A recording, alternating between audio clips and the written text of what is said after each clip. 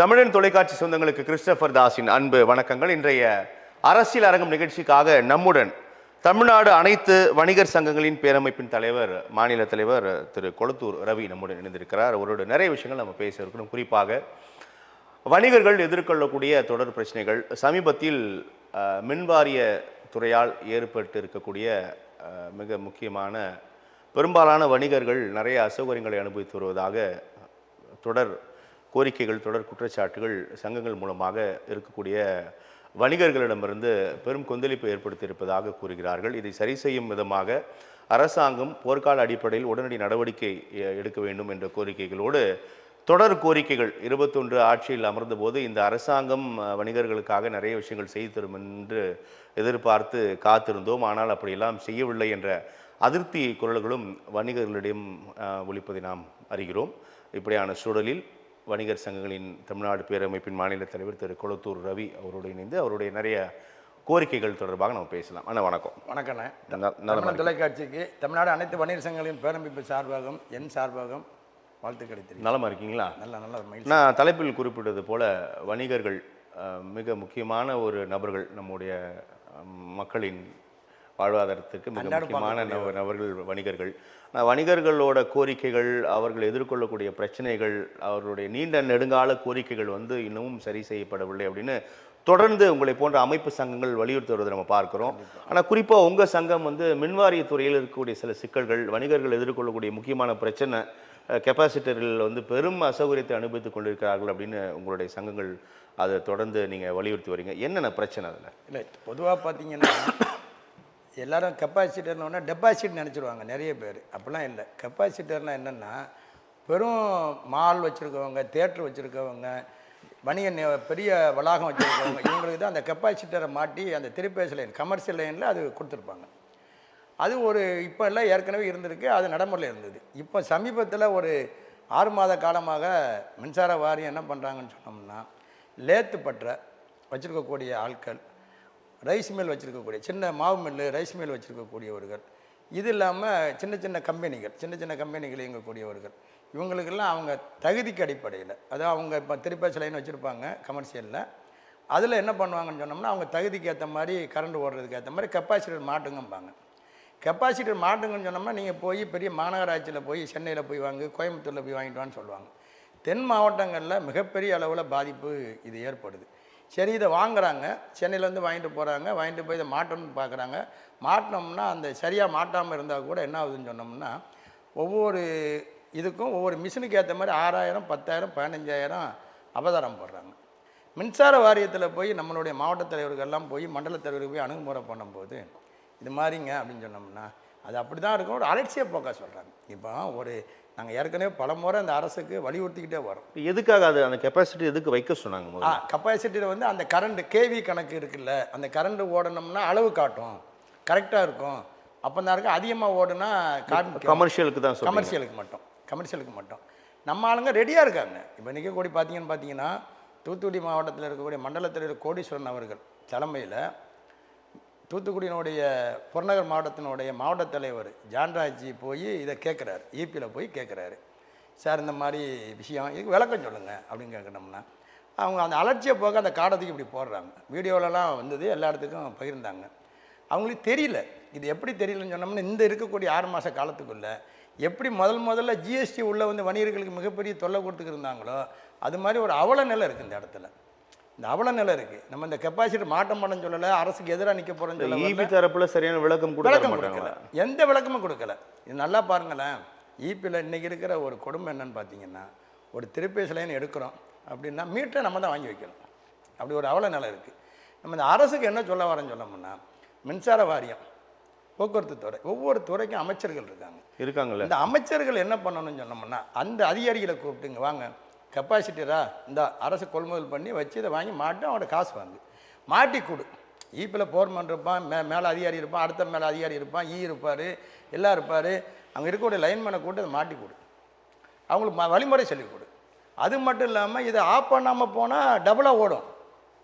இந்த கெப்பாசிட்டர் மாட்டிட்டு அந்த இப்போ ஒரு மாவு மில் இருக்குது அப்படின்னு சொன்னோம்னா 6000 வருது கரண்ட் பில்லுன்னு சொன்னோம்னா 12,000 வரும். ஓ, இதெல்லாம் அவங்க என்ன பண்ணணும் சொல்லியாவது கொடுத்துரு. ஸோ இப்போ தெரியாம கட்ட வேண்டிய இடத்துக்கு இப்போ தள்ளப்பட்டாங்க அப்படி வணிகர்கள். தெரியாமல் 15,000 ஃபைனு, சாத்தாங்குளத்தில் 15,000 ஃபைனு, கடைக்கு 15,000 அபதாரம் கட்டியிருக்கு. கட்டின அபதாரம் போட தான் கேட்குறாங்க. நீ கெப்பாசிட்டி மாட்ட சொன்னீங்க, மாட்டியிருக்கும்ல சார், எப்படி சார் அபதாரம் வந்துன்னு கேட்குறான். இதை விளக்க தெரியல அதிகாரியால். அதிகாரி என்ன பண்ணணும்னா விளக்கணும்ல, இங்கே வாங்க நீ மாட்டின தப்பு, இல்லைன்னா இப்படி மாட்டியிருக்கலாம், இப்படி செஞ்சுருக்கலாம் அப்படின்னு சொல்லியிருக்கணும். இது எங்கள் வேலை இல்லை அப்படின்னு சொல்லிட்டு அந்த மின்சார வாரியத்தில் இருக்க அவங்க வேலை இல்லை, இப்போ யாரோட வேலை? இதுதான் நம்ம அரசை கேட்குறோம். அன்னைக்கு இது சம்பந்தமாக நானே எனக்கு இப்போ சில விளக்கங்களை போய் மின்சார வாரியத்தில் போய் கேட்டு தெரிஞ்சதுனால தான் எனக்கே தெரியுது. அங்கே இருக்கக்கூடியவங்க என்ன சொல்கிறாங்கன்னா, மீட்ரு வாங்கியே கிடையாது, மீட்டரே கிடையாது எங்ககிட்ட, நாங்களே உங்கள்கிட்ட வாங்குகிறோம், அது பிறகு காசு வாங்குகிறோம், எக்ஸ்ட்ரா வாங்குகிறோம், லஞ்சமாக வாங்குகிறோம், இப்படிங்கிற நிலையெல்லாம் அவங்களே சொல்கிறாங்க. இதில் போய் நான் சொன்னேன் கெப்பாசிட்டி வாங்கி வைங்க. நீங்கள் இப்போ ஒரு புதுசாக ஒரு கடை திறக்க போகிறோம், புதுசாக ஒரு பில்டிங் திறக்க போகிறோம், திருப்பேசி லைன் எடுக்க போகிறோம். திருப்பேசி லைன்ஸ் இருக்கிறவங்க, திருப்பேசி லைன்ஸ் இருக்குது, இதுக்கு வந்து கெப்பாசிட்டர் வாங்கணுங்க, 2 மண்டபம் சின்னதாக இருக்குது ஒரு இருக்குது, அப்போ இதை வாங்கணுங்க அப்படின்னு சொன்னோம்னா இப்போ 1000க்கு 2000 கூட கொடுத்து கூட வாங்க நம்ம ரெடியாக இருக்கும். வாங்கிட்டோம்னா நீங்களும் வாங்க ஃபிக்ஸ் பண்ணிவிடுங்க வேலை.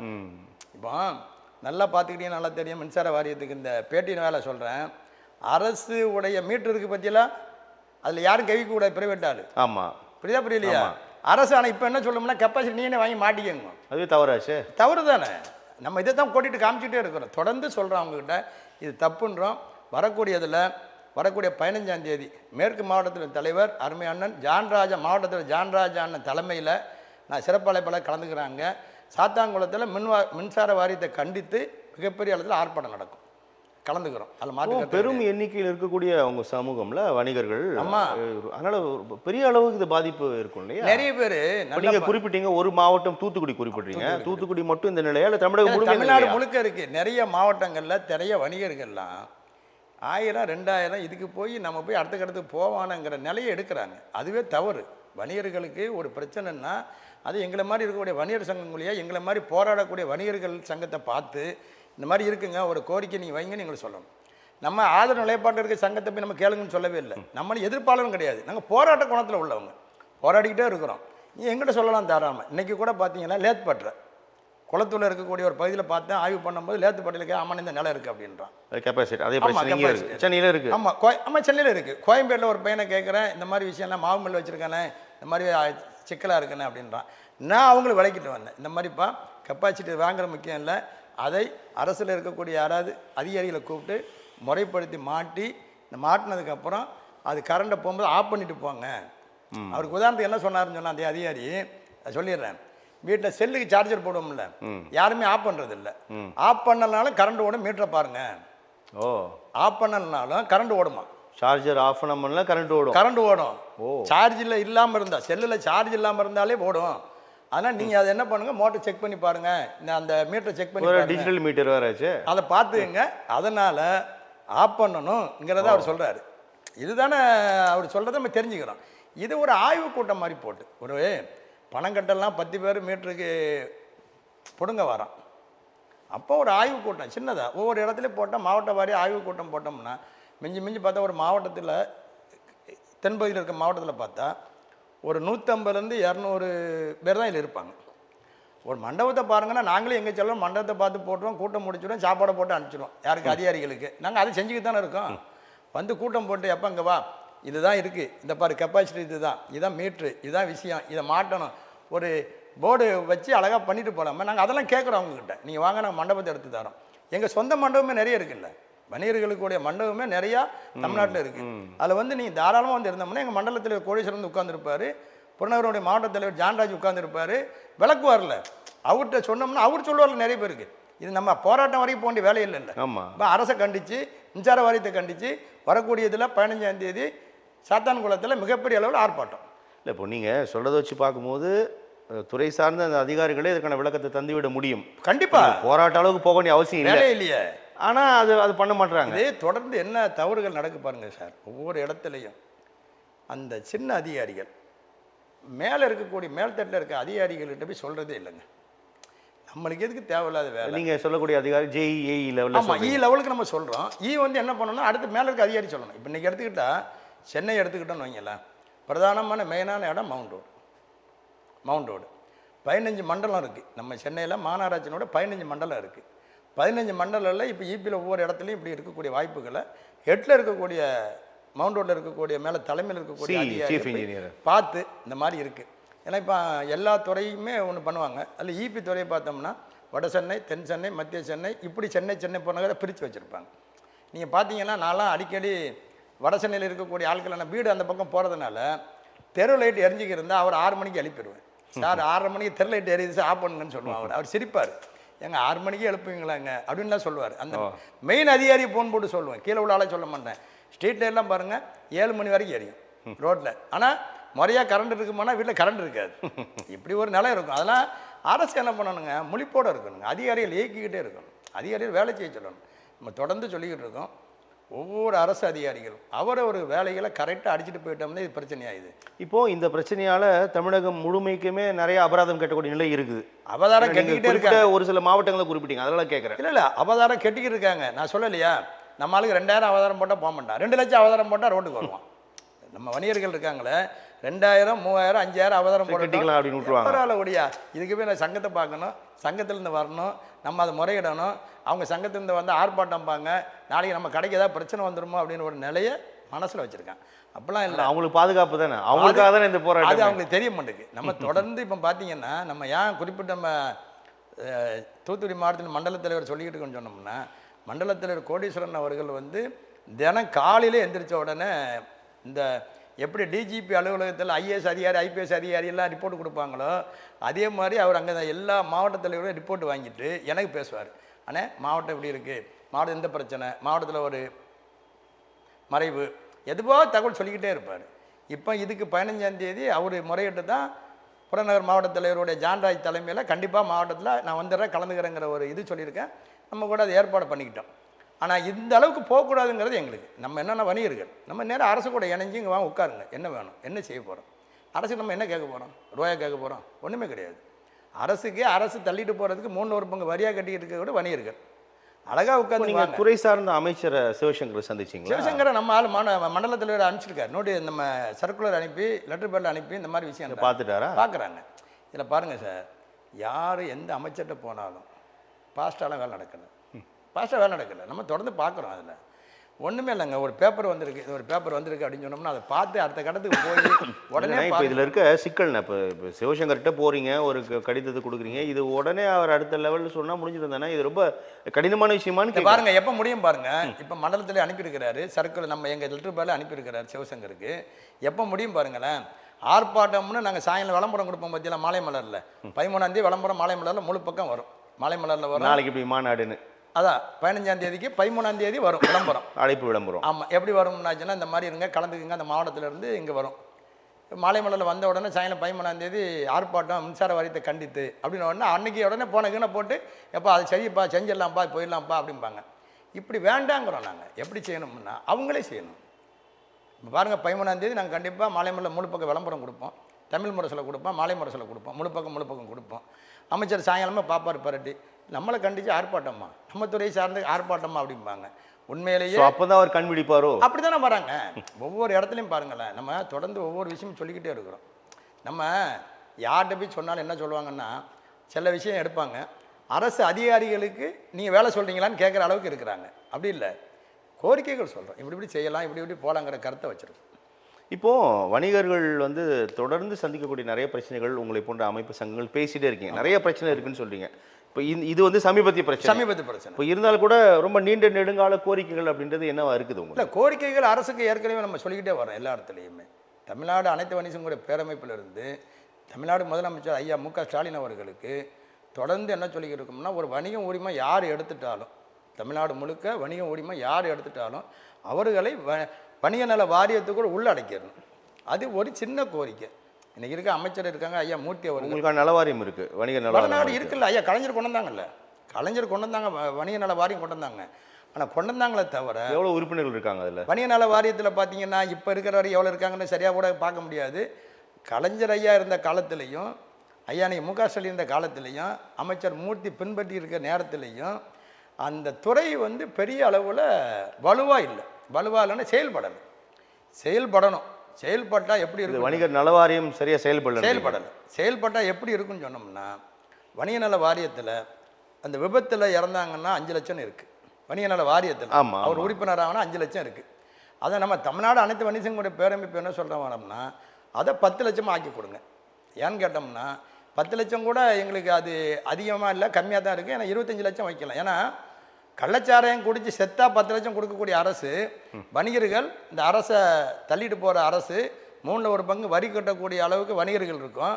வணிகர்கள் வணிக நல வாரியத்துக்குள்ளே வந்ததுக்கப்புறம் அவர் அகால மரணம் அடைஞ்சார், விபத்துலையோ எதுலையோ இறந்துட்டார் அப்படின்னு சொன்னோம்னா 5 லட்சத்தை 10 லட்சம் உயர்த்துங்கன்னு சொன்னோம். அது மட்டும் இல்லாமல் பேரிடர்வு நடக்குது நிறைய இடங்கள்ல. இப்போ கூட பார்த்தீங்கன்னா மிகப்பெரிய வெள்ளம் பாதிப்பு, நிறைய கடைக்குள்ள தண்ணி போயிடுச்சு. எந்த வகையிலையும் அந்த வணிகர்களுக்கு அதற்கு அது இருக்கா 4 வாரத்தில் வணிக நல வாரியத்தில் இருக்குது. அதாவது இப்போ பேரிடர்வு நடக்கிற இடத்துல வணிக நல வாரியத்தில் இருக்குது. அந்த இதெல்லாம் என்ன பண்ணோம்னா வணிகர்கள் எப்பவுமே பாருங்கள், ஒரு அரசு அந்த வளையத்துக்குள்ளே கரெக்டாக கொண்டு வந்து நிப்பாட்டிதான் நின்றுவாங்க. ஒவ்வொன்றா எடுக்க சொன்னால் எடுக்க மாட்டான். இப்போ ஃபுட் லைசன்ஸ் எடுக்கணும், அதாவது சாப்பிட்ற உணவு நடத்தக்கூடிய உணவு, இப்போ மளிகை கடை, காய்கறி கடை, உணவு கடை, இந்த ஹோட்டல், இது மாதிரிலாம் ஃபுட் லைசன்ஸ் எடுக்கணும். இந்த ஃபுட் லைசன்ஸ் எடுக்கிற நிலம் இருக்குது பார்த்தீங்களா, உரிமம் பெறுறது ஃபுட் லைசன்ஸ் எடுக்க வேண்டியது இருக்குது. இதெல்லாக்குள்ளேயே ஒரே ஸ்லாப்லேயே வந்துடணும். இப்போ ஃபைலை கொண்டு வைக்கணும், இத்தனை சதுர அடிக்கு இவ்வளோ ரூபாய் டிபெண்ட் பண்ணிங்கன்னா தனி கவுண்டர் இயங்கணும். ஆளு கீழெல்லாம் இப்போ அப்படி இல்லையா? கிடையாது. இப்போ எப்படி இருக்குது? இப்போ எப்படி இருக்குன்னு சொன்னோம்னா, நம்ம ஃபுட் லைசன்ஸை பொறுத்த அளவில் எஃப்எஃப்சி எடுத்தளவில் என்ன பண்ணியிருக்காங்கன்னு சொன்னோம்னா, அந்த ஆன்லைனில் நீங்கள் புக் பண்ணுங்கம்பாங்க, சரியாக புக் ஆகாது. அதை என்ன பண்ணுவோம், நாங்கள் எங்களை மாதிரி சங்கங்கள் வச்சு நடத்தக்கூடியவர்கள், கிளை சங்கங்கள் இருக்குது பார்த்தீங்களா, ஒவ்வொரு கிளை சங்கங்களையும் அந்தந்த பகுதியில் இருக்கக்கூடிய சின்ன மண்டபத்தை எடுத்து அவங்களுக்கு கொடுத்து, அவங்கள ஒரு 20 பேரை வர வச்சு, அவங்க அந்த அதிகாரிகள் 10 பேர் தான் வருவாங்க. இந்த சிஸ்டம் கொண்டு வர்றவங்க ஒரு 20 பேர் இருப்பாங்க. அதிகாரிகள் வர்றவங்க அந்த பில்லை வாங்குவாங்க, சிஸ்டம் கொண்டு வர்றவங்க அந்த சிஸ்டத்துக்கு ஏற்ற மாதிரி ஒரு அதிக காசை வாங்குவாங்க. அப்புறம் அந்த உரிமம் பெறக்கூடியவர்கள் தனியாக இருப்பாங்க. இது எடுக்கும் போதே வணிக நல வாரியத்தில் நாங்கள் உறுப்பினர் ஆகணுங்கிற கோரிக்கை வைக்கிறோம் அரசு. தமிழ்நாடு முதலமைச்சர் ஐயா மு.க. ஸ்டாலின் அவர்களுக்கு தொடர்ந்து இதை வச்சுக்கிட்டு இருக்கோம். என்னென்னா, ஐயா கலைஞர் அவர்கள் கொண்டு வந்தாங்க இந்த வணிக நல வாரியம். வேறு எம்ஜிஆரோ அம்மா ஜெயலலிதாவோ கொண்டு வரல, வணிக நல வாரியத்தை கொண்டு வந்து ஐயா கலைஞர் கொண்டு வந்தாங்க. வணிகர்கள் எல்லாம் கொஞ்சம் நல்லா இருக்கணும் அப்படிங்கிற ஒரு காலகட்டத்தில் சொன்னாங்க. ஆனால் அவர் கொண்டு வந்தாங்க. அந்த பிறகு என்ன பண்ணாங்கன்னு சொன்னோம்னா, அந்த கட்சி சார்ந்தவங்க இருப்பாங்க பற்றியில, அவங்க கட்சியில் இருப்பாங்க பற்றியில, வணிகர்கள் யாராச்சும், அவங்கள வணிக நல வாரியாராக உறுப்பினர் ஆக்குனாங்க. உறுப்பினராக்கி அவங்களுக்கு ஆதரவு நிலைப்பாட்டில் பேசக்கூடியவர்கள் தான் அதில் இருப்பாங்க. யாராவது எதிர்த்தோ இல்லை நியாயத்தையோ ஒரு கோரிக்கையை கொண்டு கொடுத்துட்டாங்கன்னா அவர் அங்கே இருக்க மாட்டார், உடனே அவர் ஓரம் கட்டி வச்சுருவாங்க.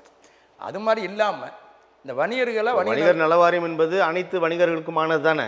கண்டிப்பா. நீங்க ஆதரவு எதிர்ப்பு அதெல்லாம் கிடையாது. இன்னைக்கு பாத்தீங்கன்னா இன்னைக்கு ஆனா அப்படி இல்ல இன்னைக்கு பாருங்களேன், வணிக நல வாரியம்னு ஒரு பேரில் இருக்காரு. ஸோ எல்லாரையும் சேர முடியல. அதுக்கு வாய்ப்பே இல்லைல்ல. எப்படி சேர முடியலன்னா, பெரு வணிகர்கள் இருக்காங்க பார்த்தீங்களா, என்ன வரைமுறை வச்சிருக்காங்க, என்ன விதிமுறை வச்சிருக்காங்க? சின்ன கடைக்காரன் என்னங்க பண்ணுவான், அவன் போய் அதில் போய் சேரணும்னு சொன்னோம்னா ஒரு 500 ரூபா ஸ்லாப் படையில் வச்சிருக்கல. இப்போ யாரெல்லாம் சேரலாம்? இப்போ ஆஸ் ஆஃப் நோ எல்லாருமே சேரலாம். வணிக நல வாரியத்தில் யாரெல்லாம் சேரலாம்? வணிக உரிமை எடுத்திருப்பாங்க பார்த்தீங்களா. சரி, வணிக உரிமை எடுத்திருக்கவங்க இன்னைக்கு ஒரு 75% 80% இருப்பான். சரி, சிறு சின்ன கிராமத்தில் இருக்க சின்ன கடைகள். இவங்க கூட ஒரு 2 மாதத்துக்கு முன்னாடி உடனே அதிரடியாக ஒரு அறிவிப்பு அறிவிச்சிருந்தாங்க. இந்த சாலையோர கடைகள் தமிழக முதல்வர் என்ன பண்ணார், ஊரில் இருக்க ஒரு சின்ன பெஞ்சு டீ கடைக்கு கூட வணிக உரிமை எடுக்கணும், ஆமாம், கேமரா ஃபிட் பண்ணணும், ஏதோ ஒரு திட்டத்தை போட்டாங்க. உடனே ஐயா எடப்பாடியார் வந்து உடனே எங்கள் ஒரு பப்ளிக் இடத்துல ஒரு மீட்டிங்கில் பேசும்போது அடுத்த நாள் வாபஸ் வாங்கினாங்க. அதை தமிழக அரசு சரி இது சரி வராது அப்படின்னு. எப்படி எந்த கடைக்கெல்லாம் போட்டாங்கன்னா, கிராமத்தில் இருக்கக்கூடிய பெஞ்சில் உட்காந்து டீ சாப்பிடும் பார்த்தீங்களா, ஒரே ஒரு 200 300 விற்கும் பார்த்தீங்களா, அந்த கடைக்கு வரி போடணுங்கிற ஒரு நிலையை உருவாக்கி கொண்டு போது எடப்பாடியார் உடனே எதிர்கட்சி தலைவர் உடனே அதை குரல் கொடுத்தாரு, உடனே வாபஸ் வாங்கினாங்க. அப்படிலாம் இல்லாமல் திட்டம் போடும்போது இது வணிகர்களுக்கு பொதுமக்களுக்கு சரியான விஷயமாங்கிறத எடுத்து பண்ணணுங்கிறது தான். இப்போ இந்த கெப்பாசிட்டர் நம்ம சொன்னோம், கெப்பாசிட்டரை ஒரு 10-50 வணிகர்களை கூப்பிட்டு வச்சு பேசியிருந்தா ஒரு 5 வணிகர்கள் வந்து எதிர்ப்போ ஆதரவோ நிலையோ அங்கே சொல்லும்போது அதிகாரிகளுக்கு தெரியும், ஓகே இது சரியான விஷயம் இல்லைன்னா. நம்ம என்ன சொல்ல வரோம், அரசு கொள்முதல் கமர்ஷியல் வந்து வணிகர்களுக்கானது தானே, இது தப்பு இல்லை. வணிகர்களோட ஒரு ஆலோசனை கூட்டம் போட்டிருக்கு. அப்படி ஒரு முறை இங்கே இருக்கா இல்லையா? அப்படி இது வரைக்கும் கூட்டமே போறது இல்லைங்க. நம்ம அரசை தொடர்ந்து என்ன கேட்குறோன்னு சொன்னோம்னா, எதுனாலும் செய்யுங்க, சம்பந்தப்பட்ட அதிகாரி ஆலோசனைங்க. நான் என்ன எதுனாலும் போடுங்க, கூப்பிடுங்க அதிகாரியை, கூப்பிட்டு இதை செய்யுங்க அதை செய்யுங்கன்னு சொல்லுங்க. அதில் என்ன குறைஞ்சி போகிறோம்? இந்த இடத்துல சொல்ல வரோம், நேற்று ஒரு இடத்துல அதற்கு தானே உங்களை போன்ற சங்கங்கள் அதையும் கூப்பிடுறது இல்லையா? நேற்று நடந்த சம்பவம், ஒரு இடத்துல மக்கும் குப்பை மக்காத குப்பை, அந்த குப்பை விஷயத்துக்கு அதாவது என்னன்னு சொன்னோம்னா, பிளாஸ்டிக்கை வந்து நீ விற்காதன்றான், இத்தனை மைக்ரானுக்கு உள்ள பிளாஸ்டிக்கை வில்லு மக்கிற குப்பைன்றான். நம்ம சரின்னு சொல்கிறோம். கேட்டீங்களா, ஒரு அதிகாரி வராரு, ஒரு கடையில் ஆய்வு பண்ணுறாரு, அந்த கடையில் சொல்கிறோம், சார் இது மக்குமா மக்காதா, இல்லை இந்த லேஸ் சம்மந்தப்பட்ட விஷயம், Lay's, cooker, Britannia biscuit, Good Day biscuit உள்ள லேயர் ஒன்று ஒரு மாதிரியா இருக்கும் பார்த்தீங்களா, ஆமாம், அது அதில் மக்குமா மக்காதா? மக்காது. அதை சார்ட்ட சொன்னால் அவர் சொல்கிறாரு, இது பெரிய கம்பெனி.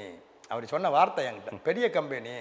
இந்த கம்பெனிலாம் என்ன பண்ணுறாங்கன்னாச்சுன்னா, அந்த பெரிய மத்திய அரசு கூட டைஎஃப்ல இருந்து வர்றதுனால இதெல்லாம் கண்டுக்கக்கூடாதுன்னு சொல்லியிருக்காங்க அப்படின்னு அதிகாரி சொல்கிறார். கண்டுக்கூடாதுன்னு சொல்லியிருக்காங்க. ஆமாம், அந்த அதிகாரி ஏன்ட்ட சொல்கிறாரு. நாம் என்ன சொல்ல வரோன்னா, சட்டங்கிறது எல்லாத்துக்கும் தானங்க இருக்கணும், பொதுவான சிறு வணிகர்களுக்கு இருக்கணும்ல.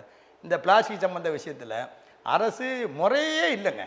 என்னென்னா, மது கடையில் போய் பாருங்கள், 12 மணி மது கடை திறந்தாங்கன்னா அங்கே பார்த்தீங்கன்னா கிளாஸ் இருக்கும், மக்காது. அந்த கிளாஸ் மதுக்கடையில் இந்த பக்கத்தில் இருக்க மதுக்கடையில் இருக்கும், மக்காது. ஏன் உனக்கு அந்த வேலை? ஒரு அரசு நல்ல உத்தியோகம் பார்க்கக்கூடிய ஒரு துணிவான தெம்பான ஒரு அதிகாரி இருந்தாருன்னு சொன்னோம்னா, துறை சார்ந்த அதிகாரி இருந்தாருன்னா உடனே போய் அந்த கடைகளை ஆய்வு பண்ணி உடனே நடவடிக்கை எடுக்கணும்ல. அது செய்கிறதே இல்லைல்ல, செய்யணும். இல்லை, ஆனால் இப்போ கடைகளை கவர் கேட்கும்போது இல்லைங்க ரொம்ப ரைடுங்க அப்படின்னு பெரும்பாலும் சிறு வணிகர்கள் சொல்கிறத பார்க்குறோம். இப்போ எந்த கடையில் தமிழ்நாடு அனைத்து வணிக சங்கம் ஒரு பேரமைப்பு தெளிவாக சொல்லிடுறோம், எந்த கடையிலையும் கவர் கொடுக்காதங்க, கவரை இல்லைன்னு சொல்லுங்கள், துணிப்பை எடுத்து வர சொல்லுங்கிறத தெளிவாக சொல்கிறோம். நிறைய கடைகளை இந்த பெரும்பாலும் அதை பின்பற்றுறாங்க. இல்லை நம்ம விளம்பரத்துக்கெல்லாம் கொஞ்சம் ரொம்ப நெருக்கி கேட்டால் கொடுக்குறாங்க. இல்லை, ரொம்ப நெருக்கி கேட்டால் கூட இல்லைன்னு சொல்லிடுவோம். அது மக்காத கவர் வச்சுருப்பாங்க, இல்லை நிறைய கடையில் துணிப்பை வச்சுருக்கோம். சரி, ஆமாம். இல்லை, அதை இப்போ மக்காத கவர் தானே பயன்படுத்துகிறாங்க. ஆனால் அது அந்த உணவுப் பொருட்கள் இருக்குது மக்காததுன்றீங்க. இல்லை, உணவுப் பொருள் அதை இது மட்டும் அந்த விதிமுறைகள் உணவு பாதுகாப்பு அதிகாரிகளுக்கே நம்ம சொல்லிக்கிட்டு இருக்க என்ன சொல்ல வரோம் பாருங்க. எங்கேயும் ஓடி போடுங்க. இந்த அரசு அதிகாரிகளுக்கு இந்த பேட்டியின் வாயில சொல்கிறேன். ஏன்னா இங்கே எல்லாரும் பெரிய வேகமாக நிற்கிறிய, மாநகராட்சியில் ஏதாவது ஒரு கூட்டம் போட்டால் உடனே விழுந்து போய் பாயிரி அந்த சிறு வணிகர்களை போய் நெருக்கடி கொடுக்குறிய. நீங்கள் மனசாட்சியோட அங்கே போய் நின்றுங்க. அந்த கடையில் இந்த லேஸ் தொங்குதா பாருங்கள், குட்டே பிஸ்கட் இருக்கா பாருங்கள், பிரிட்டானி பிஸ்கட் இருக்கா பாருங்கள். இவங்களாம் பெரும் முதலாளிகள்ங்கிறதெல்லாம் விட்டுறீங்க.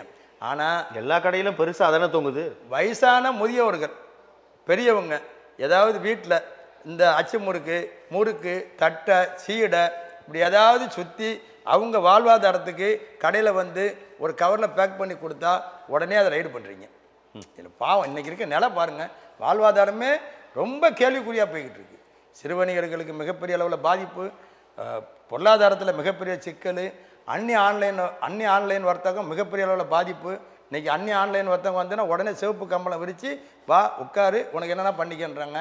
அவங்களுக்கு கரண்ட் பில் இலவசம் எல்லாம் பண்ணி தராங்க. நம்ம போய் ஒரு வணிகத்தை செழிப்பு அடைங்கன்னு சொன்னோம்னா இந்த அரசு 4 முறை, இன்னையோட 4வது முறை மின்சார வாரியத்தில் ஏற்றிருக்காங்க கரண்ட் பில்லு. 4 முறை. ஆமாம், இந்த அரசு 4 வருஷத்தில் கமர்ஷியல் 4 முறை ஏற்றிருக்காங்க. இந்த அரசு வந்து 4 முறை ஏற்றினா என்னத்துக்கு ஆகும் கரண்ட் பில்லு? ஒரு கடையிலேயே 5000 கரண்ட் பில் கட்டினா 10,000 கட்ட வேண்டிய காலகட்டம் வந்துடுது. அது இல்லாமல் யார் கண்டுபிடிச்சாங்களோ புதுசாக 500 யூனிட்னா இவ்வளோ, 300 யூனிட்னா இல்லை, 200 யூனிட்னா இல்லை, 10 யூனிட்ல முன்னால் அப்படி கிடையாது. எப்படி வணிகர்கிட்ட பணம் வாங்கணும்னு நினைக்கக்கூடிய லெவலில் இருக்கிறாங்களோ அரசு அதிகாரி டெய்லி திட்டம் போட்டுகிட்டே இருப்பாங்க போல தெரியுது. கெப்பாசிட்டி மாட்டு அதில் பணம் வரும், இதில் மாட்டு பணம் வரும், இப்படி போடு ஃபைன் போடலாம், ஸ்லாப் அடிப்படையில் போடு அவன் யூஸ் பண்ணுற அளவுக்கு வரலாம். இப்படி தொடர்ந்து இதெல்லாம் மீறி நாம் செலுத்தக்கூடிய வரி நமக்கு என்னவா திருப்பி வருதுன்னா அதுக்கு பதில் இல்லை, ஒன்றுமே வராது. நம்ம கட்டக்கூடிய வரி உண்மையிலேயே இந்த நாடு சுபிச்சமாக ஓடிக்கிட்டு இருக்குது. அது வரைக்கும் நாங்கள் மிகப்பெரிய அளவு சந்தோஷப்பட்டு இருக்கிறோம். தொடர்ந்து பாருங்கள். திரு ரவி, இடைவெளிக்கு முன்னாடி நீங்கள் பேசுனீங்க வணிகர் சங்கங்களோட நிறைய கோரிக்கைகள், அதாவது இதற்காக தானே அந்த சங்கங்கள். ஆமாம், சரி, எல்லாரும் பேச முடியாதுன்னா வணிகர்களோட பிரதிநிதிகளாக தான் நீங்கள் இருக்கீங்க. ஆனால் உங்களை கூப்பிட்டு பேசுறது என்பதே சிக்கலாக இருக்குது. இந்த அரசு நம்ம தொடர்ந்து பார்த்துக்கிட்டு இருக்கோம். இந்த அரசு வந்து அவருடைய ஆதரவு நிலைப்பாடு இருக்கக்கூடிய சங்கங்களை மட்டும் கூட்டு வச்சு பேசிட்டு இது நிறைவேற்றிடுவோன்னு நினச்சிட்டு போயிட்டு இருக்காங்க. அது தவறான பேச. அத்தனை வணிகர் சங்கங்களையும் கூப்பிட்டு இந்த மாதிரி இருக்குது அதை கோரிக்கைகள் கேட்கணும். இப்போ யாராக இருந்தாலும் இது மாதிரி ஒரு விஷயம் இருக்குது அப்படின்னா கேட்டோம்னா தெரிஞ்சிடும். ஆதரவு நிலைப்பாட்டில் இருக்கக்கூடியவர்கள் என்ன பண்ணுவாங்க, அவர் சார்ந்தவங்களுக்கு ஒரு எம்எல்ஏ வாங்கணும்பாங்க, அவர் சார்ந்தவங்களுக்கு ஒரு எம்பி வாங்கணும்பாங்க, அவர் சார்ந்தவங்களுக்கு பொருளாதாரத்தில் பெரிய ஆளாகணும்னு நினைப்பாங்க. அப்போ தானே அதோடு நின்றுவாங்க. அதனால் ஆதரவு நிலைப்பாட்டை பண்ண முடியும். அப்படி இப்படி இல்லைன்னா எங்கேயாவது ஒரு இடத்துல அமைப்பு ரீதியாக ஏமாற்றிருக்காங்க, பல கோடி சொத்து ஏமாற்றிட்டாங்கன்னு சொன்னால் பஞ்சாயத்து பண்ணதுக்கு உதவும். பல கோடி ஏமாற்றி நீதிமன்றத்தில் வழக்கு இருக்குல்ல, இப்போ அதெல்லாம் ஏமாற்றிருக்காங்க அப்படின்னு சொன்னோம்னா அவங்க அதை காப்பாற்றுறதுக்கு இந்த அரசுடைய வளையம் தேவைப்படுது. அப்போ அரசை போய் எழுத்தோ அரசை பார்த்தோ எதுவும் கேட்க மாட்டாங்க, குறைகளை வைக்க மாட்டாங்கல்ல. என்ன செஞ்சாலும் அமைப்புக்கு அந்த அரசுக்கு ஆதரவு நிலைப்பாட்டை எடுத்துக்கிட்டு சாதாரணமாக போனால் கை தட்டிக்கிட்டு அப்படி அந்த நிலைப்பாட்டை எடுத்துகிட்டு போயிட்டு. இப்போது இந்த வணிகர் சங்கங்கள் அமைப்பு உங்களை போன்ற சங்கங்கள் வந்து வணிகர்களோட அவர்களுடைய வாழ்வாதாரத்தை உயர்த்துவதற்கும் வணிகர்களோட சிக்கல்களை தீர்ப்பதற்கும் தானே 100% உங்க அமைப்பு அரசாங்கத்தோட ஆதரவு நிலைப்பாடு எடுத்து தங்களுடைய சுயலாபத்திற்காக பண்ணுவதற்கு எதற்கு சங்கம்? இதை தான் நம்ம சொல்லிக்கிட்டு இருக்கோம். காலஞ்சென்றதில் மறைந்த ஐயா வெள்ளையன் அவர்கள்லாம் எந்த அரசு வந்தாலும் வணிகர்களுடைய சிறு வணிகர்களுடைய பிரச்சனையை உடனடியாக கொண்டு போய் அங்கே சேர்ப்பாங்க. அங்கே சேர்க்கலைன்னா உடனே போராட்டம். அவர்கிட்ட ஒரே ஒரு விஷயம் என்னென்னா, எல்லா வணிகர்களும் சிறு வணிகர்களுக்கு அவரை பிடிச்ச விஷயம் என்னென்னா, எந்த வகையிலையுமே யாருக்கும் சமாதான நிலை எடுக்காமல், அரசுக்கு ஆதரவு நிலைப்பாட்டை எடுக்காமல், உடனடியாக எந்த பிரச்சனை எடுத்தோமோ அந்த பிரச்சனையை மைய கருத்தாக வச்சு கரெக்டாக உடனே களத்தில் இறங்கி அந்த பிரச்சனையை வென்று காட்டக்கூடிய அளவுக்கு இருந்தவர் தான் வெள்ளையன் அண்ணாச்சி.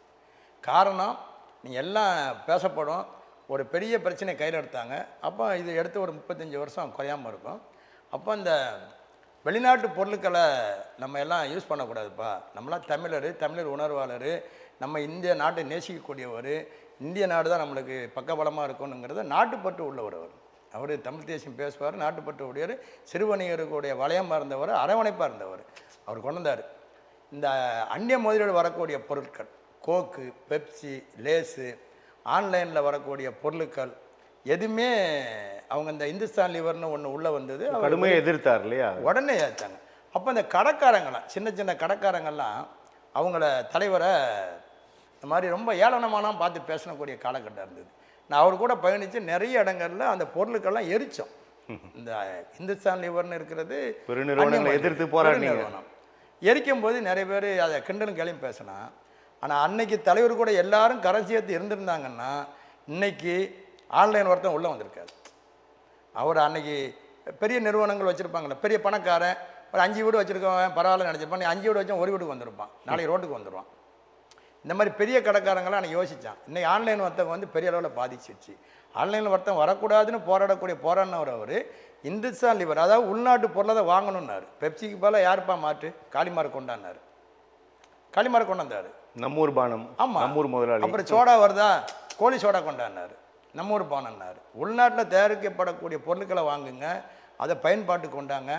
நிறைய பேருக்கு உள்நாட்டில் என்ன பொருள் விளையுதுன்னே தெரியாமல் இருந்த நிலம் இருந்தது, அவர் எடுத்து காட்டினார். ஆனால் அவர் பேசப்பட்டுச்சு, இன்றைக்கும் அது பேசிக்கிட்டு இருக்காங்க. தலைவர் இருந்தாங்க, இதை எதிர்த்தாங்க அப்படிங்கிற விஷயம் எடுத்துக்கிட்டு நாங்கள் கூட தான் அந்நிய முதலீடு வரவே கூடாதுன்னு சொல்லிக்கிட்டு இருக்கிறோம். எதனாலன்னா வந்தால் இந்த சிறு வணிகர்கள்லாம் ரொம்ப பாதிச்சுடுவாங்க. ஏற்கனவே இப்போ பார்த்தீங்கன்னா கணவன் மனைவி நடத்தக்கூடிய கடைகள் தான் கொஞ்சம் அப்படியே ஓடிக்கிட்டு இருக்கும்.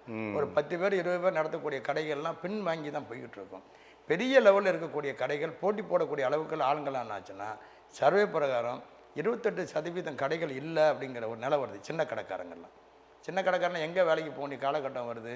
நீங்கள் இருந்தாலும் 500 லாபம் கிடைக்க மாட்டேங்குது, எங்கன்னா போகலாம் அப்படின்னா ஒரு கூலி தொழிலாளி போக வேண்டிய அளவுக்கு வந்துச்சு.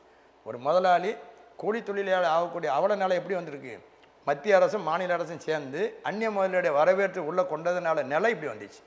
இவ இருந்திருந்தால் என்ன இருக்கும், சின்ன மளிகை கடை, அண்ணாச்சி கடை. எஸ்வி சேகர் தான் அழகாக சொல்லுவார், நடிகர் எஸ்வி சேகர் அழகாக சொல்லுவார், அண்ணாச்சி கடையில் தான் எங்கள் அம்மா பொருள் வாங்குவாங்க, என் மனைவி அண்ணாச்சி கடையில் தான் பொருள் வாங்குவாங்க என் பக்கத்தில் அப்படிங்கிற ஒரு நிலையாக அவர் சொல்லுவார். அந்த நிலை இல்லாமல் போயிடுமாங்கிற ஒரு பயம் எங்களுக்கெல்லாம் இருக்குது. தமிழக அரசும் மத்திய அரசும் இந்த பேட்டியின் வாயிலாக முடிஞ்ச அளவுக்கு அந்நிய முதலீடை கொண்டாதுங்க, ஆன்லைன் வர்த்தகத்தை ஊக்கப்படுத்தாதுங்க, சிறு வணிகர்களை நீங்கள் பெரும்பாலும் காப்பாற்றுங்க. இன்றைக்கி பார்த்தீங்கன்னா பாரத பிரதமர் ஐயா மோடிஜி அவர்கள் இன்றைக்கி தான் ஒரு 6 மாதம் கூட அவ்வளோ 3 மாதத்துக்கு முன்னாடி நினைக்கிறேன், இப்போ தான் சொல்லியிருக்காங்க. அது கூட அமெரிக்காவில் நம்மளுக்கு நெருக்கடியாக தான் கொடுத்த நிலையை எடுத்த பிறகு நீங்கள் எல்லாம் உள்நாட்டு பொருளையே வாங்குங்கிற ஒரு நிலையை ஐயா இப்போ சொன்னாங்க. தற்சார்பு பொருளாதாரம்லாம் பேச ஆரம்பிச்சிருக்காங்க. இதை 10 வருஷம் முன்னாடி பேசியிருந்தா கொஞ்சம் நல்லா இருந்திருக்க கருத்து தான் நாங்கள் வைக்கிறோம். இப்போ பேசுவது என்பது வேறு. நீங்கள் சொல்ல மாதிரி 90களில் இந்த உலக மையம் தாராளமயம் வந்ததுலேருந்து இந்த பிரச்சனை ஆரம்பிச்சு நீங்களும் வணிகர் சங்கங்கள் இந்த ஆன்லைன் வர்த்தகம் வேணான்னு சொல்லிட்டே இருக்கிறீங்க. நான் சமீபத்தில் கூட ஒரு பெரிய வணிக நிறுவனம் சென்னை முழுக்க நம்ம கடை தமிழ்நாடு முழுமைக்கு பார்க்குறோம். நீங்கள் போராடிட்டே இருக்கிறீங்க, வந்துட்டே இருக்குது. எப்படி இதை பாருங்களேன். இதுக்கு ஒரே ஒரு உதாரணம் என்னென்னா, அம்மையார் ஜெயலலிதா அவர்கள் வந்து முதலமைச்சராக இருக்கும்போது சட்டமன்றத்தில் வால்மார்ட் வரக்கூடாதுன்னு தீர்மானம் போட்டாங்க.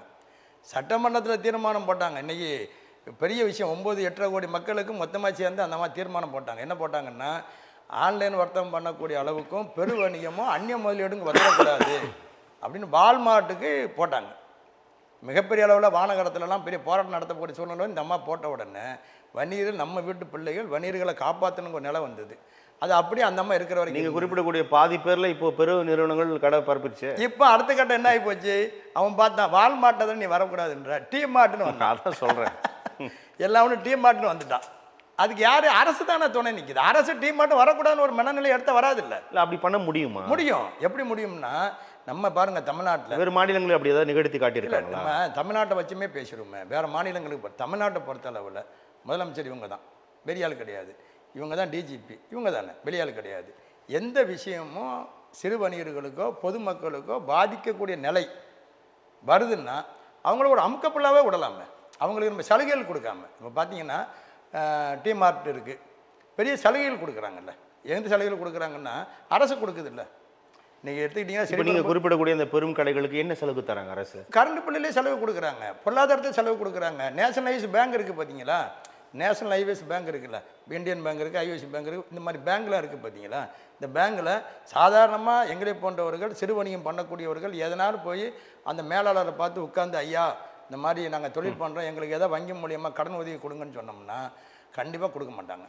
கண்டிப்பாக கொடுக்க மாட்டாங்க. அப்படி கொடுத்தா என்ன பண்ணுவாங்கன்னு சொன்னோம்னா, ஒரு 2 லட்சம் 3 லட்சம் கேட்டகரிக்கு ஏற்ற மாதிரி கொடுத்து வச்சுட்டு அவரை ஏதாவது சிபில் ஸ்கோர் வருமானு பார்த்துக்கிட்டு இருப்பான். அது 40 மாதம் தவணையில் கொடுப்பான். அதுக்குள்ளே 40 மாதத்தில் ஏதாவது ஒரு பேங்க் ஒரு லோனுக்குன்னு கட்ட முடியாமல் சூழ்நிலை வருதுன்னு சொன்னோம்னா அடுத்து இவனுக்கு லோனே கிடையாது. லோனே கிடையாது.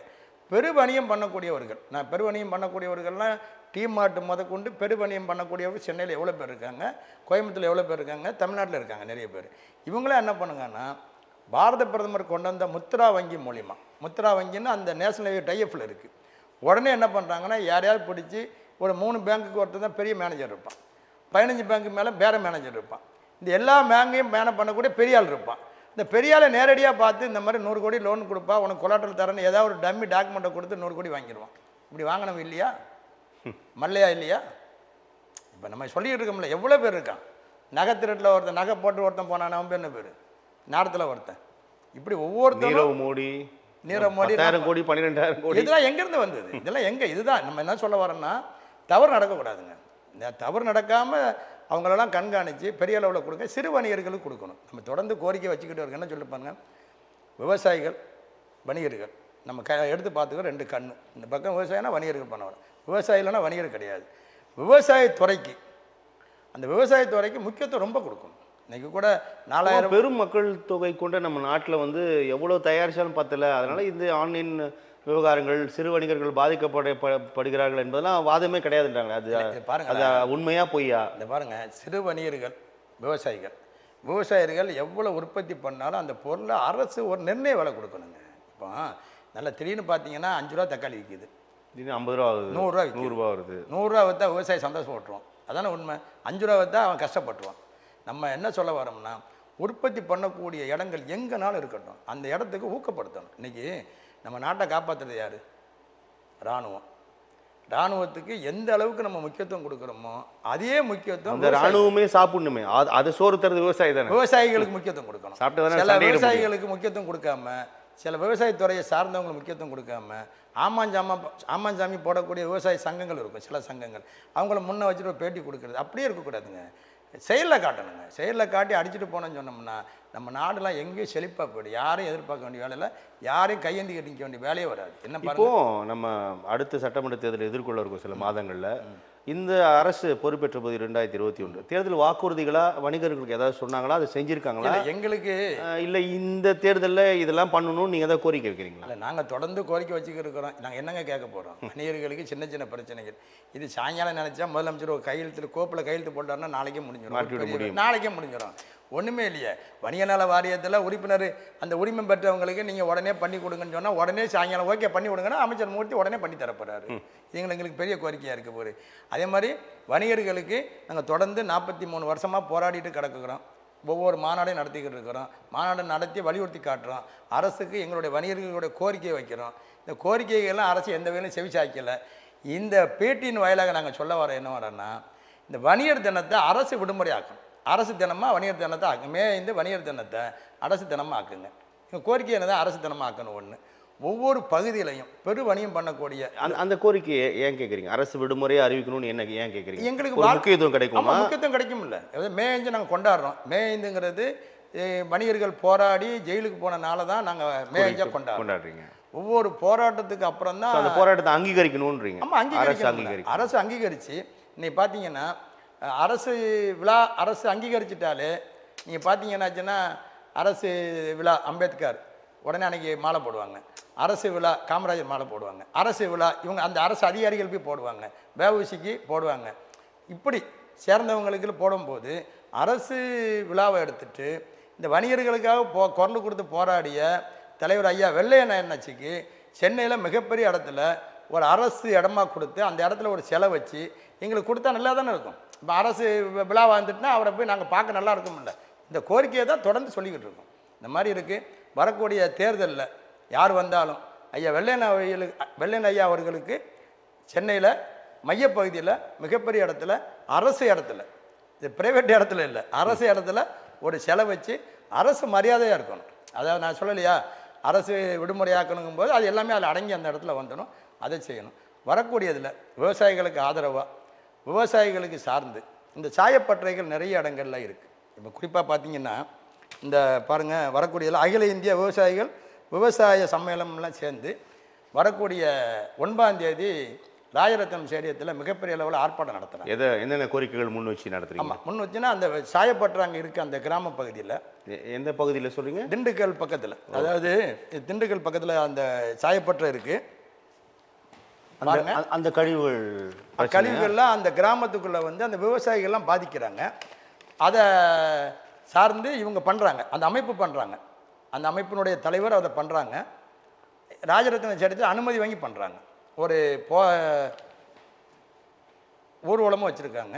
அதில் எங்களுக்கு ஆதரவு கேட்டிருந்தாங்க. தமிழ்நாடு அனைத்து வணிக சங்கங்களுடைய பேரமைப்பும் விவசாயிகளுக்கு என்றைக்குமே ஆதரவு நிலைப்பாட்டை எடுத்து தான் நிற்கும். அதில் பெரும்பாலான நம்ம கிளை சங்கங்கள்லாம் கலந்துக்கிறாங்க அந்த இடத்துல. என்றைக்குமே விவசாயிகளுக்கு தொடர்ந்து நம்ம இதாக தான் இருப்போம். ஏன்னு கேட்டால் டெல்லியில் ஆர்ப்பாட்டம் பண்ணும்போதே சாஸ்திரி பவனை முற்றுகையிட்டு ஆயிரக்கணக்கான பேர் கைதாகி விடுதலை ஆகணும் உங்கள் சங்கத்தை. ஆமாம், விவசாயிகளுக்கு. அதனால் விவசாயிகள் எங்களுக்கு மிக முக்கியமானது. விவசாயிகளும் வணிகர்களும் ஒன்று தானே? ஒன்று தான். இந்த அரசு அதிகாரிகள் தொடர்ந்து வேலை பார்த்து செஞ்சு கரெக்ட் பண்ணிக்கிட்டு இருந்தோம்னா இந்த மாதிரி நிலைகள்லாம் இருக்காது. இப்போது மாநில சுயாட்சி இது குறித்துலாம் பேசும்போது, வணிகர்கள் பிரச்சனைகள் உள்ளிட்ட நிறைய பிரச்சனைகள் பேசும்போது மத்திய அரசாங்கம் போதிய ஒத்துழைப்பு தர மறுக்கிறது அப்படின்னு ஒரு வாதம் முன்வைக்கப்படுது. வணிகர்கள் பிரச்சனையை தொடர்பாக மத்திய அரசாங்கத்தின் மீது என்ன கோரிக்கைகள் மத்திய அரசுக்கு சொல்ல விரும்புகிறீங்க? மத்திய அரசுக்கு இந்த கவுன்சிலிங் கூட்டத்தில் அம்மையார் நம்ம நிதியமைச்சர் இருக்காங்க, நிர்மலா சீதாராமன் அவர்களுக்கு ஜிஎஸ்டி கவுன்சில் கூட்டத்தை ஜிஎஸ்டி கவுன்சிலிங் கூட்டத்தில் தொடர்ந்து சொல்லிக்கிட்டு இருக்கோம், எளிமைப்படுத்தணுங்க. அதாவது என்ன எளிமைப்படுத்தணுன்றீங்க? ஒரே சின்ன கடை வச்சுருக்கோம், ஒரு 10,000 20,000 50,000 வியாபாரம் பண்ணக்கூடிய கடை இருக்கும். 2 பேர் தான் வச்சு வியாபாரம் பண்ணுவோம், இல்லை 3 பேர் வச்சு வியாபாரம் பண்ணுவோம்.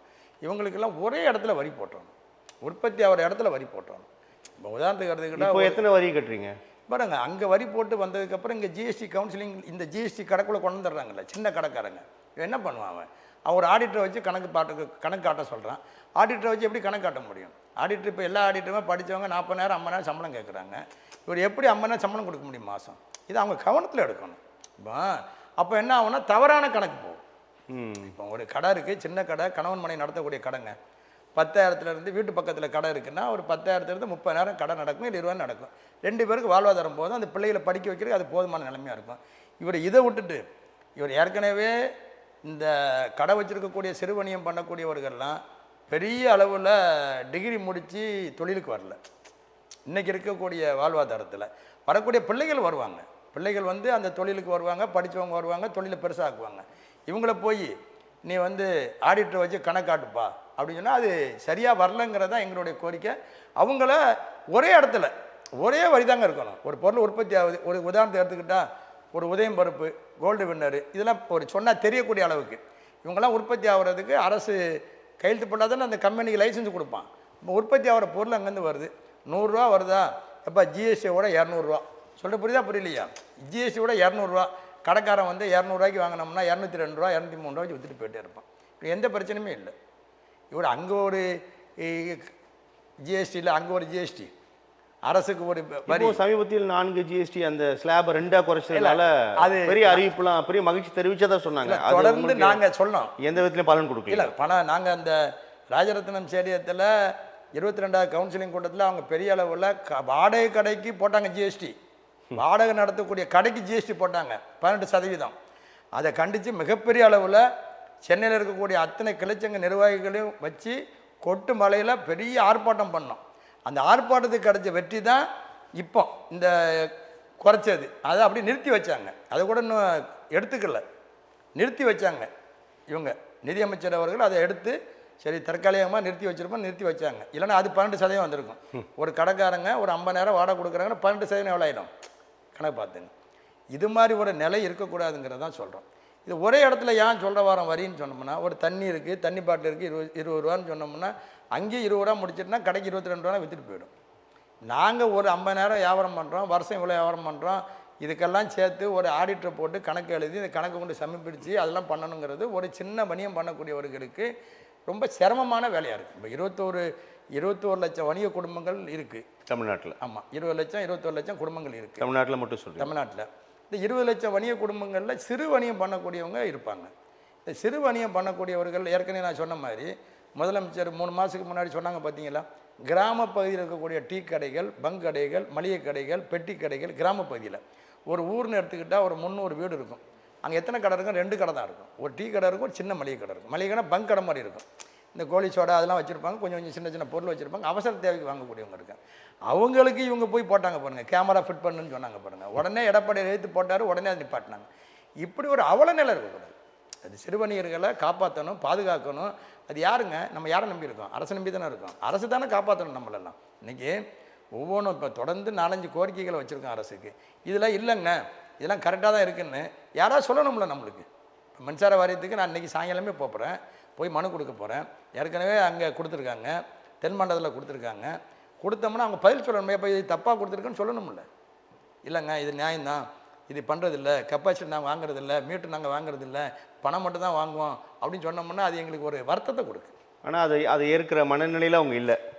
அவங்க என்ன சொல்கிறாங்கன்னா அப்படி தான் இருக்குங்க. நீங்கள் இப்போ கேட்டிங்களா, கெப்பாசிட்டி போய் பஜாரில் வாங்கிக்க, சென்னையில் இருந்தால் பேரிஸ் கார்னரில் வாங்கிக்க, அங்கே போய் வாங்கிக்க, கோயம்புத்தூர்ல அங்கே. சரி, வாங்குவது சரி, யார் மாற்றுறது, யார் அதை பராமரிக்கிறது தெரியலன்னு சொல்லும் போது எப்படி அது? இப்படி நிலை நடந்ததுன்னா ஃபைனுங்க. நான் காடை கொண்டு காமிச்சேன். இப்போ நான் சொல்லலையா, சாத்தான்குளத்தில் இருக்கக்கூடிய புறநகர் மாவட்ட தலைவர் இருக்கக்கூடிய ஜான்ராஜ் இருக்கவர் பாவம் ஒரு ஈப்பில் போய் சண்டே போடுறாரு. அவர் பாவம், அவர் விளக்கணும் இல்லை. நம்ம என்ன விளக்கணும், நம்ம சொல்ல போகிறோம். இப்போ 2.0 வந்தது ஜிஎஸ்டி பெட்டி, மகிழ்ச்சி, ஆதரவு நிலைப்பாட்டை சொன்னோம். உண்மையிலே பரவாயில்ல. ஐயா பாரத பிரதமர் மோடிஜி அவர்களும் அமைச்சர் நிர்மலா சீதாராமன் அவர்களும் எடுத்து இணைஞ்சு இதை வணிகர்களுக்கு ஒரு ஸ்லாப் அடைவில் கொண்டு வந்திருக்காங்க. இதை எப்போ கொண்டு வந்திருக்கணும்? ஆரம்பத்தில் நாங்கள் சொன்னோம்ல, ஆரம்பத்தில் நம்ம சொல்லும் போது வந்திருந்தால் நல்லா தானே வந்திருக்கோம். போராடி பெரிய போராட்டம் பண்ணி நிறைய ஆர்ப்பாட்டங்கள் பண்ணி அதுக்கப்புறம் இந்த நிலை வருது. ஜிஎஸ்டினா மிரண்டு போய் ஓடினாங்க எல்லாம். ஒன்றும் ஓடிட்டே வணிகர்கள் அறிமுகப்படுத்தப்பட்ட போது கடுமையான விமர்சனம் முன்வைக்கப்பட்டது. ஆமாம், இன்னைக்கு இப்போ அதை பழகிட்டீங்களோ? இன்னும் பழகலை. இன்னும் நிறைய வணிகர்கள் பாருங்கங்க, வணிகர்கள்லாம் இருக்கான், நானும் இருக்கோம், தொடர்ந்து சிறு வணிகர்கள் பண்ணக்கூடியவர்கள். ஜிஎஸ்டி போர்வையில் வரக்கூடிய அதிகாரிகள் இருக்காங்க பார்த்தீங்களா, சில அதிகாரிகள் நல்லா பார்த்துங்க. தூத்துக்குடியில் ஒரு சில அதிகாரிகள் கைவிட்ட லஞ்சமாக வாங்கி அந்த கடையை திறந்தாங்க, சீல் வச்சாங்கங்க. அந்த கடை சீல் வைக்கிறாங்க. ஜிஎஸ்டி கவுன்சிலிங்கில் இவர் பெரிய அளவில் முறையாக கணக்கு காட்டலை அப்படின்னா அது நீதிமன்றத்துக்கு போகுது, அந்த வழக்கு நீதிமன்றத்துக்கு போகுது. ஆனால் மிரட்டுறான் வணிகர்கள் வந்து. இந்த மாதிரி அருண் ஒரு தம்பி இருக்கிறான், வியாபாரம் பண்ணுறான், மிரட்டுறாங்க. எப்படி மிரட்டுறாங்கன்னா, தூத்துக்குடி மாவட்டத்தில் சிவாங்கிறவர் இருக்கார் எங்கள் அமைப்பில். அவர் கீழே இயங்கக்கூடிய கிளை சங்கத்தினுடைய நிர்வாகி இருக்கிறாரு. அதில் எல்லோரும் போய் மிரட்டி கைவிட்ட லஞ்சமாக வாங்கின போல அதை திறந்து விட்றான். நம்ம கொடுக்க மாட்டோன்றோம். ஆனால் சூழ்நிலை எப்படி எங்களுக்கு சிக்கல் வருதுன்னு சொன்னோம்னா, எல்லாமே பேங்கில் வருது. ஒரு செக்கு, ஒரு வண்டி வாங்கியிருக்கோம்னா டியூ வரும், வீடு வாங்கியிருக்கா டியூ வரும், கம்பெனிக்காரனுக்கு கொடுக்கணும்னா டியூ பணம் அந்த செக்கில் தான் கொடுக்க வேண்டியிருக்கும். யாராக இருந்தாலும் ஈஸி பண்ணுறது அந்த பேங்க் அக்கௌண்ட்டு தான். உடனே இவங்க பயமுறுத்துறதுக்கு என்ன தெரியுமா பண்ணுவாங்க, ஜிஎஸ்டி கவுன்சிலிங் இருக்கிறவங்க, இந்த ஜிஎஸ்டிக்குள்ளே இருக்க அதிகாரிகள் உடனே பேங்க்கில் போய் பிளாக் பண்ணிடுறது, பேங்க் அக்கௌண்ட்டை க்ளோஸ் பண்ணிடுறது. நம்ம தீவிரவாதியான நம்ம தீவிரவாதியா? வெளியே மல்லையா போனான்னா அவனை பண்ணணும், வெளிநாட்டுக்கு போகாதப்பா, பேங்க் அக்கௌண்ட்டை க்ளோஸ் பண்ணணும். அந்த நகை திருடிட்டு போனாலும் ஒருத்தர் நீராவ் மோடியாக அவனை ஒருத்தர் இருக்கான், அவனை நீ பண்ணணும். சட்டத்துக்கு புறம்பா சமூக விரோதிகள் பெரிய பிரச்சனையாக இருக்குது இவனாலன்னா அது நீ பண்ணணும். நம்ம தான் ஒவ்வொரு துறைக்கும் ஒவ்வொரு அதிகாரிகளும் பெரிய ஆட்களையோ எல்லாத்தையும் கண்காணிக்கிறதுக்கு ஐஎஸ் இருக்குது, இன்னைக்கு இருக்குல்ல. அப்போ தப்பு பண்ணான்னா அதை பார்க்கணும். உடனே பேங்க்கு ஃபோன் பண்ணி சொல்லி அப்போ அவனை அக்கௌண்ட்டை ஃப்ரீஸ் பண்ணுறது என்ன சொல்லி அதை உடனே க்ளோஸ் பண்ணி வச்சு அவன் பாப்பா நாளைக்கு காலையில் பேங்க் பண்ண செக் வரும், அது வரும், இது வரும். நாணயம் கட்டு போச்சுன்னா தொழில் பண்ண முடியாதுல்ல, பெரிய மன உளைச்சல். அப்படி தானே வந்துக்கிட்டு இருக்கு. அதனால் இதெல்லாம் இருக்கக்கூடாதுங்க. எதாக இருந்தாலும் கூட்டி பேசுங்க, வர சொல்ல போகிறங்க. எங்களை மாதிரி சங்கங்களை கூட்டிச்சு பேசுங்க, நம்ம நிர்வாகிகளை கூட்டிட்டு வர சொல்லுங்கள், அந்த பாதிக்கப்பட்ட வணிகர்களை கூப்பிடுங்க, உட்காருங்க, அதிகாரிக்கு குறை சொல்லுங்கள், நாங்கள் அதை ஒழுங்கு பண்ணுறோம். இது இல்லாமல் பேங்கை உடனே க்ளோஸ் பண்ணுறது போ அந்த அக்கௌண்ட்டில் எல்லாத்தையும் முடிச்சிருப்பான்றது. அக்கௌண்ட்டை முடித்தவொடனே என்ன பண்ணுவான், நம்மளுக்கு ஏற்கனவே ஒரு முக்கால்வாசி கடன் அடைஞ்சிருக்கும். ஒரு 10 லட்சம் பேங்க்கில் வாங்கியிருப்போம், முக்கால்வாசி கடன் அடைஞ்சிருக்கும். அவன் நம்ம நினச்சிக்கிட்டு இருப்போம் 10 லட்சம் 20 லட்சம் வாங்கிடலாம்டா அப்படின்னு நினச்சிக்கிட்டு இருப்போம். இவர் ஒன்று பேங்க் க்ளோஸ் பண்ணால் அந்த மேனேஜர் சொல்லுவார், எப்பா நான் இருக்க வரைக்கும் கொடுக்க மாட்டேன்ப்பா, இந்த புது மேனேஜர் வந்தால் பாருன்னு அவர் போயிடுவார். நம்ம வாழ்வாதாரமே வங்கியை நோக்கியும் வெளியே சொல்லக்கூடாது, இந்த தண்டாலையும் வட்டிக்கு வாங்கி நம்ம தொழில் பண்ணிட்டு கிடக்கிறோம். அரசுக்கு தெரியதானே செய்யுது. அரசு வட்டி சின்ன வட்டிகளில் இந்த எல்லா வங்கி மூலியமாகவும் வணிகர்களுக்கு கொடுக்கணும், விவசாயிகளுக்கு கொடுக்கணும், வணிகர்களுக்கு கொடுக்கணும். இதை செஞ்சாலே போதும். பேரிடர் நடந்து 1-2 வருஷம் ஆக போகுது. இப்போ 2 வருஷம் கரெக்டாக தென் மாவட்டங்களில் பெரிய அளவில் தென் மாவட்டங்களில் அழிவு. தூத்துக்குடி மாவட்டம், நெல்லை மாவட்டம் அழிஞ்சு சின்ன பின்னமாகி போச்சு. ஏரல், தூத்துக்குடி, புன்னக்காயல், திருச்செந்தூர், ஆர்நேரி இந்த லைனில் இருக்கக்கூடிய மொத்த வணிகர்களும் அட்ரஸ் எல்லாம் போயிட்டான். உடனடியாக போர்க்கால அடிப்படையில் அந்த தூத்துக்குடியினுடைய எம்பி அக்கா கனிமொழி உடனே போனாங்க. ரோட் ஷோ மாதிரி அங்கேயும் காரில் போயிட்டு வந்தாங்களே தவிர பாதிக்கப்பட்ட வணிகர்களுக்கு குறைய கேட்டு இந்த வணிகர்களுக்கு இந்த வங்கி மூலியமாக ஏதாவது அவங்க தகுதி அடிப்படையில் ஒரு மில்லு வச்சுருந்தாங்க, 10 லட்சம் போச்சு, 50 லட்சம் போச்சு, 1 கோடி போச்சு, 2 கோடி லாஸ் ஆகிட்டுன்னு சொன்னோம்னா அவங்கள ஒன்றும் நம்ம சும்மா கேட்கல, வட்டி இல்லாமல் கொஞ்சம் அவங்கள கடன் கொடுத்து தூக்கி நிப்பாட்டுங்க. இப்போ 3 வேளை சாப்பாடே இல்லாமல் பட்னியாக கிடக்கும்போது ஒரு வேளை சாப்பாடை போடுங்கிறது தான் அரசு நம்ம கேட்குறோம். பேரிடர் நடந்த காலத்தில் அப்புறம் அவங்கவுங்க சொந்தக்காரங்க, சொக்காரங்க, நண்பர்கள், எங்களை மாதிரி சங்கங்கள் முறையிட்டு சின்ன சின்ன கடைக்காரங்களை கொஞ்சம் பேரை கொஞ்சம் இப்போ பார்த்தீங்கன்னா 4 நாளைக்கு மட்டும் சரியான மழை. நம்ம தொடர்ந்து என்ன சொல்ல வரோம், அதுக்கு தான் அந்த வணிக நல வாரியத்தில் எல்லாரும் ஈஸியாக அந்த ஸ்லாப்புக்குள்ளே வந்துட்டாங்கன்னா பேரிடர் நடக்கு 10 லட்சம்ப்பா இந்தாப்பா அப்படின்னா நின்றுவான். அரசுக்கிட்ட இருக்குல்ல. தொடர்ந்து என்ன சொல்ல வரோம், செத்தா கள்ளச்சாரம் குடிச்சு செத்தா 10 லட்சம் கொடுக்குறீங்க, அரசுக்கு கொடுங்க, அரசு இந்த மனிதர்களுக்கு கொடுங்க. நல்லது. நிறைய விஷயங்கள் நம்ம பேசியிருக்கோம், நிறைய கோரிக்கைகளை முன்வைத்திருக்கிறீர்கள். அரசு என்ன நடவடிக்கை எடுக்க போகின்றது என்பதை பொறுத்திருந்து பார்க்கலாம். உங்களுடைய வருகைக்கும் கருத்து பகிர்வுக்கும் மிக்க நன்றி. மிக்க நன்றி. தமிழ்நாடு அனைத்து வணிகர் சங்கங்களின் பேரமைப்பு சார்பாகவும் எங்கள் சார்பாகவும் என் சார்பாகவும் தமிழன் தொலைக்காட்சிகளுக்கு பார்த்து கொண்டு இருக்கக்கூடிய அத்தனை உள்ளங்களுக்கும் நன்றி கூறி விடைபெறுகிறேன். நன்றி, வணக்கம்.